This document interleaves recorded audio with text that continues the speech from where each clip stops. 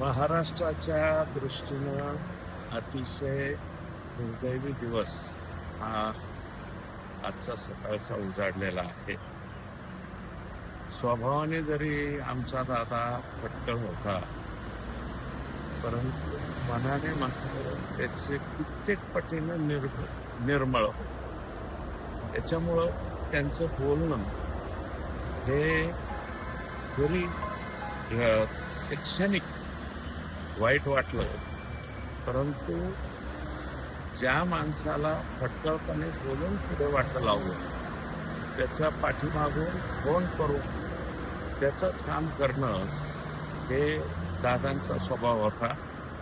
आम्ही अतिशय दादांच्या जवळ राहिलो, अत्यंत जवळून दादांना आम्ही ओळखलं. परंतु दुर्दैवाने असं काही होईल हे स्वप्नात सुद्धा पाहिलेलं नव्हतं. कामाच्या बाबतीतही दादा आणि सगळ्याच बाबतीमध्ये दादा असणारा हा माणूस आज या ठिकाणी आमच्यातनं गेलाय.